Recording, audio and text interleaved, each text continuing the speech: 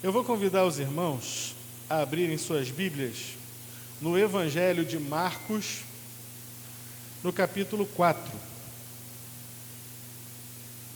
Evangelho de Marcos, capítulo 4.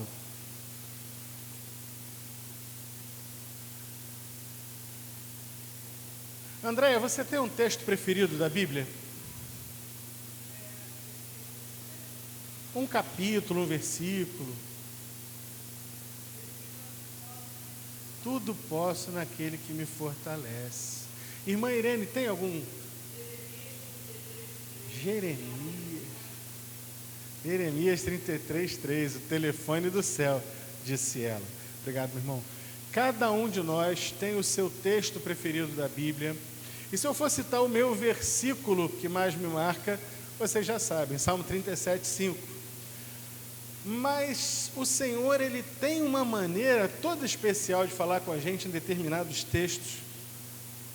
E ainda bem que tudo eu estou botando no YouTube, porque se eu pegar esse ano todo no YouTube, o tanto de vezes que eu preguei sobre Marcos capítulo 4 e capítulo 5, é um negócio inacreditável.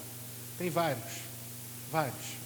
Volta e meia eu estou voltando a esses dois capítulos, porque são capítulos que falam ao meu coração e que Deus usa para falar. Esse capítulo 4, o texto que eu estou querendo trabalhar com ele é a parábola do semeador, que começa no versículo 1 e vai até o versículo 20. Mas eu não vou ler os 20 versículos para ganharmos tempo. Eu vou me prender à interpretação da parábola. Para lembrar os irmãos como é essa parábola, ela funciona da seguinte forma. O Senhor Jesus disse que o reino de Deus ele é semelhante a um lavrador, a um semeador. E ele, imagina aquela, todo mundo sabe o que é bolsa carteiro, né? Aquela bolsa que fica atravessada assim e a gente pega as coisas assim de lado, né? Então o cara estava com uma bolsa carteiro daquela, um alforje, e ele pega a semente, o alforje dele está cheio de semente, e ele vai lançando a semente, vai caminhando por aquele campo e vai lançando a semente.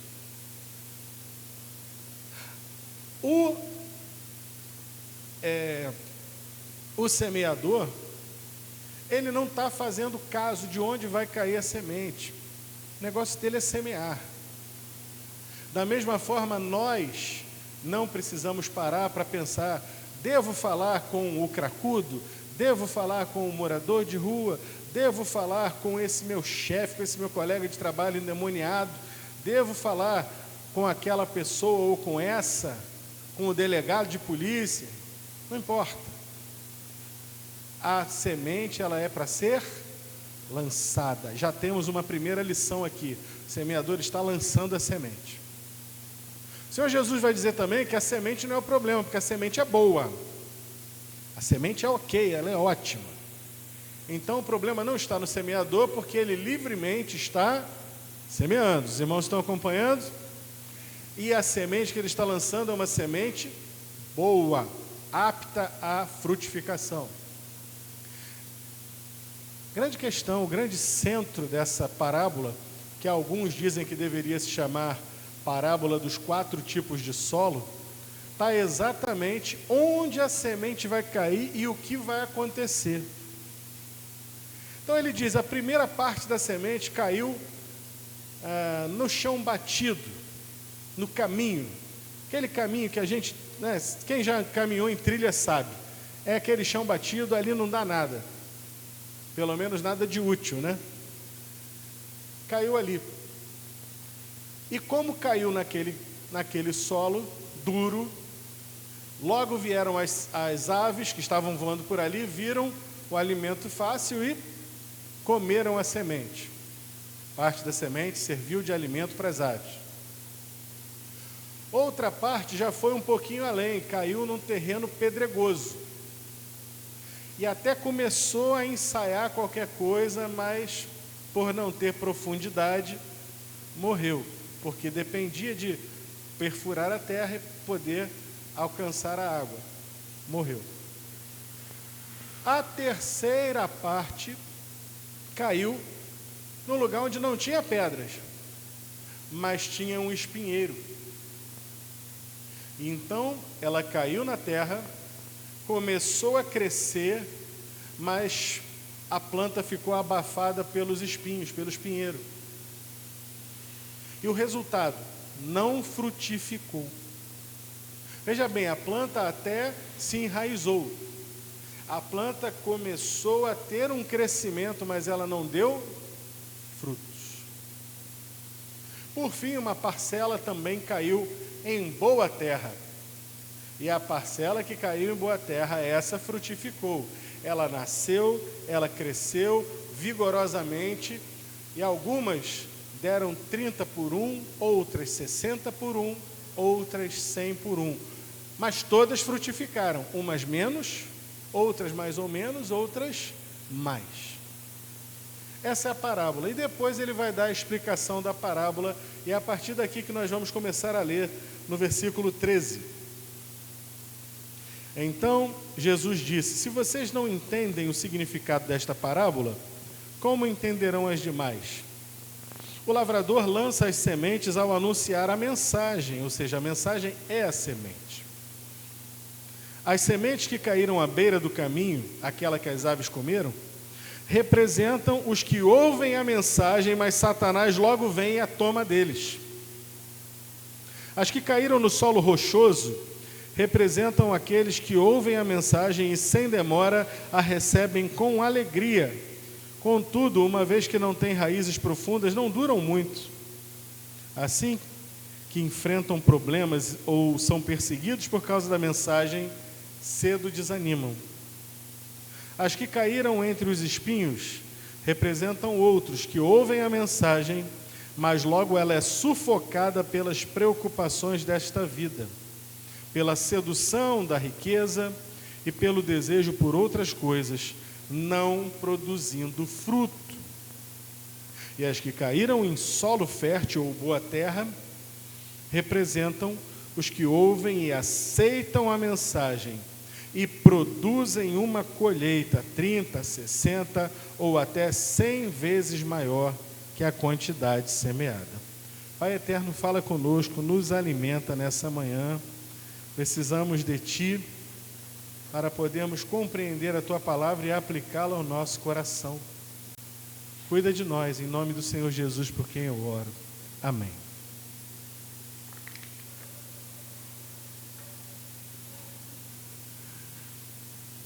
Eu já perdi as contas de quantas vezes eu falei sobre esse texto, mas o Senhor, Ele sempre renova a sua palavra. A palavra de Deus é um negócio inacreditável, ela se renova.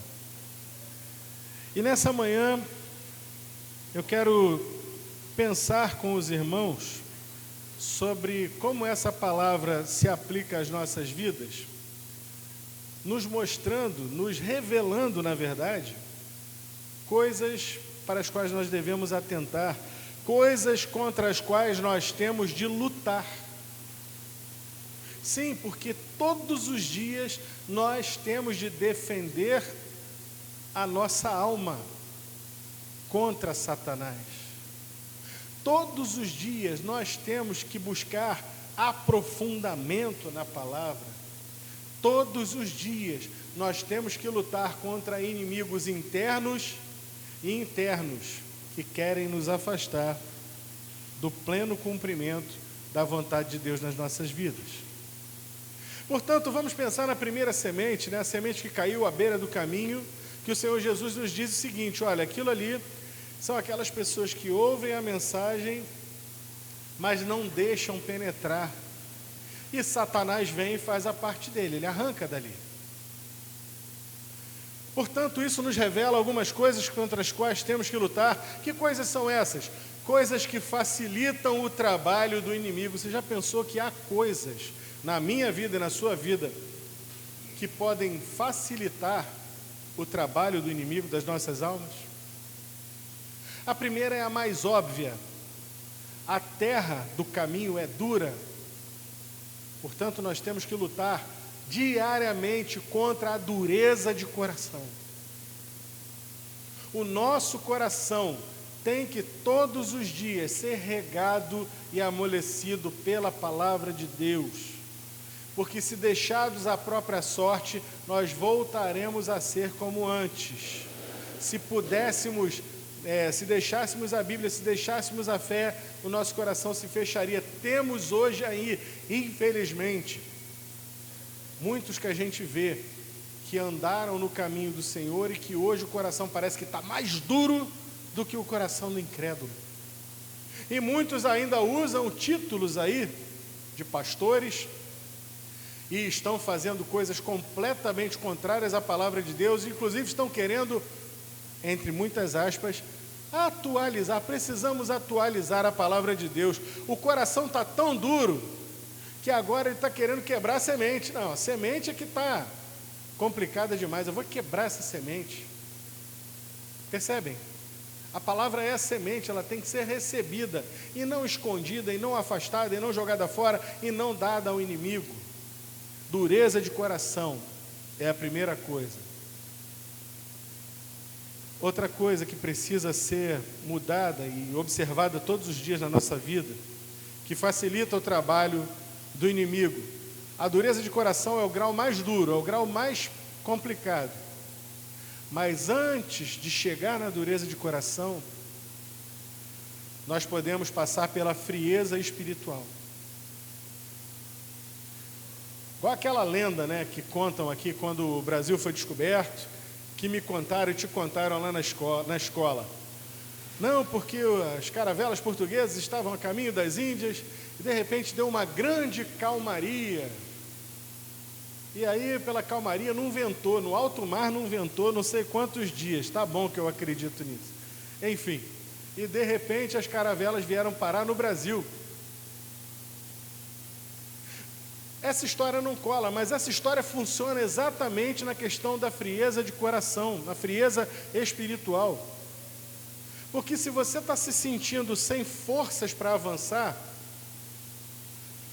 você não vai avançar pelo vento do Espírito te empurrando, te aquecendo, te levando adiante, mas a corrente marinha do pecado está por baixo, ó, te arrastando, e você que estava indo numa direção para as Índias, vai acabar parando completamente ao lado oposto, veio dar nas costas do Brasil. Quantos estão entendendo? A frieza espiritual facilita a obra do inimigo. Eu estou frio espiritualmente, eu não sei, esse pastor fica falando as coisas lá, não aguento mais. A mesma música, o mesmo pastor, a mesma igreja. E também eu vou para a internet e vejo esses pastores, eu vou maratonar a minha série aqui do Netflix, eu vou jogar o meu videogame, eu vou fazer não sei o quê, e você vai, distração após distração, após distração, redes sociais, vai rolando o feed, até não acabar mais o feed, e vai te distraindo, isso vai te esfriando espiritualmente. Isso aí, papai Satanás lá no inferno, ó, bate palma, está feliz da vida. Está para você assim, continue, eu gosto é assim, amostradinho. Está lá, continua amostradinho nas friezas espiritual, vê onde é que você vai parar. Não facilita a obra do inimigo, meu irmão. Uma outra coisa que facilita a obra do inimigo é essa mentalidade mundana. Não, pastor, a mentalidade mundana não entra lá em casa, não entra na minha cabeça de jeito nenhum. Eu sei qual é o padrão moral. Quem está falando de moral, meu irmão? Eu estou falando de outras coisas, porque aquilo que é evidente, o inimigo nem tenta. Mas ele vai nas sutilezas da mentalidade humanista e materialista desse tempo. Você consegue... Para e pensa quantas coisas você já foi levado a pensar diferente da tua vida cristã, porque alguém falou assim, isso aí não tem nada a ver. Nada a ver. Mas o que tem? O que tem de mais? Não, mas é assim mesmo. Claro, é assim mesmo para o mundo. É assim mesmo na mentalidade mundana, na mentalidade humana, humanista, na mentalidade materialista. Para citar o exemplo aqui do materialismo, já que estamos em campanha de missões, né? O sujeito pode ter uma mentalidade puramente materialista e dizer, não, mas essa igreja pede muito, é campanha de missões nacionais, é campanha de missões estaduais, é campanha de missões mundiais. Não, não preciso dar oferta para isso tudo não, e fica retendo a oferta. Que dízimo, eu trabalho, eu que corro atrás, eu que faço, tem que dar nada para Deus, Deus é que me dá. Continue, amostradinho. Facilita a obra do inimigo com esse pensamento humanista, materialista. Aí o sujeito, agora vamos mudar para um outro ponto, a religiosidade. Religiosidade. Facilita muito a obra do inimigo, muito. Porque o Senhor Jesus, vou citar aqui algumas coisas básicas da fé cristã. Romanos capítulo 3, versículo 23, Romanos capítulo 6, versículo 23, que dizem em conjunto: todos pecaram e destituídos estão da glória de Deus. Ou seja, todo homem e toda mulher nasceu pecador. Todos de acordo? O salário do pecado é portanto, todos nascemos debaixo da morte. A espada da morte só esperando por nós. E que morte é essa? Morte eterna, separação eterna de Deus, morte espiritual na qual nós nascemos. Porém, Romanos capítulo 6, versículo 10, vai dizer o seguinte: todo aquele que invocar o nome do Senhor será salvo. E quem é o caminho, a verdade e a vida? Jesus. Apresentei o Evangelho aqui. Todos somos pecadores, os pecadores estão condenados ao inferno, mas aquele que tomar o nome do Senhor Jesus será salvo, porque Ele é o caminho, a verdade e a vida. E poderia acrescentar João 3,16, fazer uma bela mensagem aqui, evangelística, explicando pela palavra de Deus como é necessário que o sujeito, que o homem, que a mulher venha a Jesus, porque não há outro pelo qual devamos ser salvos. E a pessoa ouve a palavra, mas a palavra não consegue penetrar, porque tem uma camada de religiosidade em cima. E que camada é essa? Não, eu até entendi. A religião a qual eu sigo também usa a Bíblia, mas não, eu não posso ficar com isso. Porque se eu ficar com essa ideia de que só Jesus salva, então como é que vai ser? A minha família toda é dessa religião? Todos os meus amigos, o que é que vão pensar de mim? O que é que vão falar de mim? Não, mas olha, eu aprendi dessa forma e tal, foi provado, foi comprovado, a pessoa leu, a pessoa acompanhou, a pessoa entendeu, o Espírito falou, soprou no ouvido dele, a mensagem foi pregada, a semente foi colocada. Mas a camada de religiosidade, ou se você quiser assim, de tradicionalismo é o seguinte: só existe um Deus, um jeito de adorar a Deus, o jeito que eu aprendi. Fora disso não se pode adorar a Deus. Isso aí, a religiosidade, o tradicionalismo ajudam muito o inimigo a tirar a semente do coração, porque ela não vai penetrar. Cuidado então, meus irmãos, com a dureza de coração, com a frieza espiritual, com a mentalidade materialista e humanista. E quando eu digo humanista, posso voltar nesse ponto, se me permitem?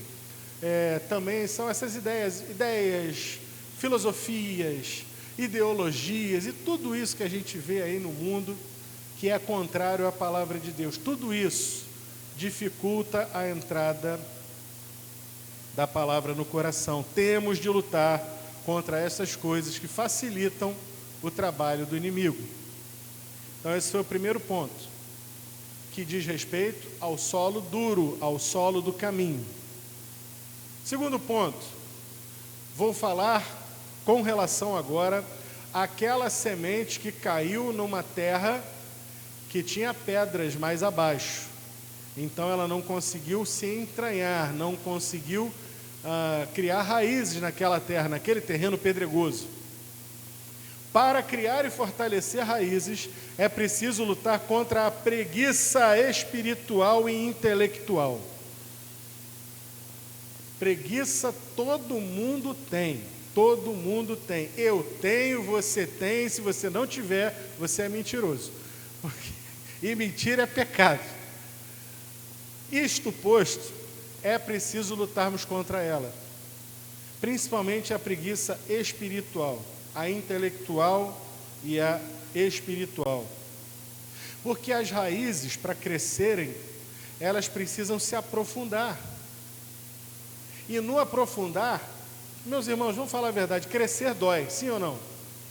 Crescer é doído, é dolorido. E quando a gente vai crescendo em qualquer coisa na nossa vida, tudo é um novo aprendizado, tudo é difícil. Eu me lembro quando eu fiz autoescola, como foi difícil aquele negócio a princípio, né? De você ter que coordenar a mão da marcha com a mão no volante, com o pé na embreagem, o pé no freio, no acelerador. Eu falei, meu pai, como é que vai ser isso aqui? Hoje a gente faz isso na maior tranquilidade, depois de 20 anos, mas a princípio todo mundo passou por isso. É difícil você aprender uma habilidade nova, você aprender uma coisa nova, aprender uma língua. Quantos aí estão patinando até hoje no inglês? Ou não aprenderam, não aprende, não fala nem nós vai, nós vem no inglês. Por quê? Porque é difícil você começar a aprender uma nova habilidade, mas depois que vai, né? Juliana, foi fácil aprender aqueles algodões doces todos bonitos que você fazia? Difícil, né? Você falava lá no começo, olha como é difícil aprender aquilo ali, mas ela faz o algodão doce todo bonito, todo diferente, faz personagem, né? Olha que coisa, é difícil. Música, estou olhando para a Sônia aqui, estou lembrando da música. Vocês sabem qual é o instrumento que eu toco, irmão? Campainha. Eu tentei aprender violão, fiz 3 meses de aula de violão, mas larguei aquele negócio para lá, porque pelo amor de Deus não é para mim não. Admiro muito quem toca música, quem toca mais de um instrumento, então realmente está de parabéns. Mas isso tudo são exemplos de raízes que a gente vai lançando e vai aprofundando. E para vencer essas barreiras, precisamos vencer a preguiça, criar motivação para vencer a preguiça intelectual, para a gente poder continuar e conseguir. Raízes precisam se aprofundar para beber água. As pedras estão ali abaixo da terra, mas abaixo da pedra está a água tão preciosa da qual precisamos para viver. As pedras são uma barreira que só as raízes fortes poderão suplantar. E quando a gente precisa ser forte, o que é que a gente precisa fazer? Se exercitar. Se exercitar. E se você não se exercitar, e se você parar, por exemplo, de andar durante algum tempo, ficar de cama, depois de um certo tempo você vai precisar fazer fisioterapia. O que é a fisioterapia? É você voltar a usar aquela musculatura e ganhar novamente o tônus muscular para você recomeçar tudo. Ainda há tempo, meus irmãos. Como é que está a sua vida? Está com preguiça espiritual? Está com preguiça intelectual? Está paradinho? Está recostado, deitado eternamente em berço esplêndido? Está acamado espiritualmente? Faz uma fisioterapia espiritual que eu vou te passar agora. Pega a tua Bíblia, todo dia lê um pouquinho.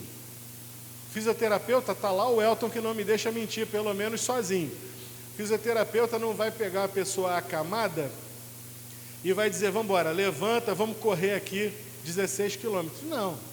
Ele vai primeiro na cama mesmo fazer certos movimentos para ver se a pessoa está sentindo dor e começar a trabalhar, e na continuação Depois de algumas sessões, a pessoa então fica de pé e ela vai recomeçar a vida.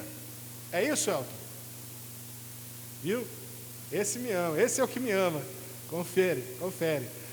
E o que acontece com isso então? Você da mesma forma, pastor, então hoje eu vou pegar aqui, eu vou ler Salmos, 150 capítulos. Não faça, meu irmão, não faça.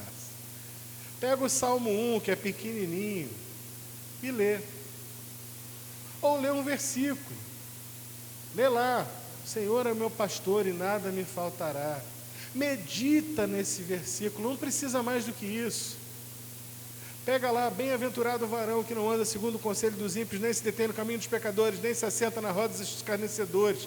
Antes tem o seu prazer na lei do Senhor e na sua lei medita de dia e de noite. Pega lá e lê, e medita nisso. Pega lá Hebreus, capítulo 11, versículo 6. Ora, sem fé é impossível agradar a Deus, e é necessário que aquele que crê em Deus, creia não somente nele, mas também que ele é galardoador daqueles que o buscam. Medita nisso. Um versículo. Só não vale Jesus chorou. Mas de resto você pega um versículo e faz a sua leitura, faz a sua fisioterapia para voltar àquela velha forma que você já teve no passado. Fortaleça raízes. Não permita que as raízes se enfraqueçam, porque se as raízes se enfraquecerem, as folhas morrerão. E a planta toda vai morrer.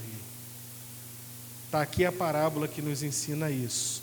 Precisamos entender que a palavra é a nossa vida, dependemos dela, sem ela não temos esperança. É caso de vida ou morte. A Bíblia na tua vida e na minha é vida ou morte. Ela vai produzir vida. Não se permita enfraquecer e adoecer na vida espiritual por preguiça. Mergulhe na palavra. Decida isso hoje. Primeiro ponto da semente que bateu lá no chão duro do caminho, são coisas que facilitam a vida de Satanás, para ele tirar a semente. Esse segundo ponto, são coisas que nós mesmos fazemos, que vão impedir o avanço da semente da palavra na nossa vida. Preguiça intelectual, preguiça espiritual. Terceiro e último ponto, sobre o último tipo de terra ruim, que não funcionou, que é aquela terra onde a semente entrou, até cresceu, mas foi sufocada pelos espinhos. Eu vou até reler o versículo da explicação do Senhor Jesus, que é o versículo 18. As que caíram entre os espinhos representam outros, que ouvem a mensagem, mas logo ela é sufocada pelas preocupações desta vida, pela sedução da riqueza e pelo desejo de outras coisas. São outras coisas necessariamente pecaminosas e ruins? Não necessariamente. Ganhar dinheiro, formar uma família, trabalhar numa outra coisa, se formar em alguma coisa, são coisas que demandam, mas que quando elas começam a tomar a nossa vida, a cercar a nossa vida de uma forma tal, elas tomam o lugar de Deus na nossa vida. E qual é o primeiro mandamento lá em Êxodo capítulo 20, os 10 mandamentos? Não terás outros deuses diante de mim. E eu completo esse pensamento dizendo que quem tem outro Deus diante do Senhor, na verdade tem um ídolo. O sujeito poderia ter uma vida com Deus maravilhosa, uma alegria no coração, viver e avançar na vida cristã, mas ele idolatra a própria carreira, o lugar onde ele quer chegar na sua ascensão social. A mulher poderia ter uma vida maravilhosa com Deus, crescer na sua vida, mas ela colocou na frente de tudo o criar os filhos, o levar os filhos para a escola, ou a carreira profissional, a construção da família, do casamento, tudo isso são coisas boas. Nada disso é necessariamente ruim, mas pode se tornar uma armadilha. E vejam bem, para que fique bem claro, não estou falando, não confundam estas coisas com vir à igreja, não. Tem nada a ver com vir à igreja. Tem a ver com a sua vida com Deus, coisas que você permite que tomem o lugar da sua vida pessoal, particular, privada, relacionamento com o Senhor. E por causa dessas coisas que você prioriza, você já não prioriza a palavra de Deus, você já não prioriza a oração, você já não prioriza o buscar ao Senhor em primeiro lugar na tua vida, porque as outras coisas tomaram o lugar dele. O solo rochoso da história anterior, ele mata a planta, porque a planta não afunda as suas raízes e eventualmente vem a morrer. Mas esse solo aqui, ele não mata. Você vê que a planta se enraizou e cresceu, não tinha rocha. Só que a planta chega a um teto, ela não tem mais para onde ir. Sufocada por essas coisas. Ela vai ficar ali. Vai haver ali uma plantinha. Mas ela não vai frutificar. Ela não vai viver o propósito. O Senhor Jesus disse que Ele nos chamou para que a gente dê muito fruto. E quem não frutifica não está vivendo o propósito. Não está vivendo a vida que Deus planejou. O cristão que não está dando frutos. Os espinhos impedem a frutificação. Representam nossas lutas, então, contra essas coisas que podem ser legítimas, mas que a gente acaba se apaixonando tanto por essas coisas, tomam tanto o nosso tempo, estão sempre diante dos nossos olhos, que a gente quer ver como é que você começa a fazer? Você começa a pensar, rapaz, eu tenho que ler a minha Bíblia. Aí você pensa, primeiro eu tenho que resolver isso. E hoje era o dia que eu tinha que fazer aquilo. E agora eu preciso resolver isso. E você começa a se envolver. Quando chega no fim do dia, você já nem lembra mais que você ia ler a Bíblia, que você ia orar, faz aquela boa e velha oração do Senhor, tu sabes, e vai dormir. Sabe qual é a pior parte disso? É que Deus sabe. Essa é a pior verdade sobre esse assunto. Deus sabe. E houve um pastor, pastor Jorge Max, que foi pastor da minha igreja lá em Piedade, quando eu era adolescente, jovem. Pastor Jorge Max soltou uma realidade que nunca mais eu esqueci na minha vida. Ele disse o seguinte: a gente não tem tempo, tempo a gente não tem, tempo a gente faz. Você não tem tempo para nada no teu corre diário, não tem. Verdade é essa. Está correndo, fazendo uma coisa, resolvendo outra, não sei o quê. Quando fica doente, ou você ou um filho, você não arruma um tempo para ir no médico, não arruma um tempo para ir na farmácia, não arruma um tempo para resolver qualquer coisa, para buscar alguma solução. Você arruma o tempo que for para fazer exame, para tudo. Porque não temos tempo para Deus? A resposta que eu dou só pode ser uma: porque não estamos priorizando o Senhor na nossa vida. Que essa palavra sirva, meu irmão, minha irmã, para a tua meditação e decisão hoje. Decida hoje, porque assim como o semeador da parábola, eu estou aqui lançando a semente. Só que ao contrário do semeador da parábola, a semente também está batendo aqui, não é de hoje, é desde o dia que eu estou pensando nesse assunto. E é difícil ser pregador, é difícil ser pastor. Vou abrir aqui para vocês, porque a semente que bate lá, bate cá também. E eu também tenho as minhas falhas de execução. Eu também tenho as coisas que chamam a minha atenção. Eu também tenho coisas que vão me cooptar para que eu não dê prioridade às coisas do Senhor. É uma decisão que tem que ser tomada todos os dias. Se livre das coisas que facilitam o trabalho do inimigo. Lute contra a preguiça intelectual e contra a preguiça espiritual. E veja se não há nada na tua vida tomando o lugar de Deus, que são os espinhos, que são os ídolos dos quais a gente nem sempre se apercebe. Trabalhe isso hoje, na tua vida, no teu coração, e eu no meu também, para que nós possamos ser boa terra e frutificar para o Senhor. Amém? Nosso Deus, em nome de Jesus, eu te agradeço por essa palavra. Peço que ela faça a obra, a começar em mim e também nos meus irmãos.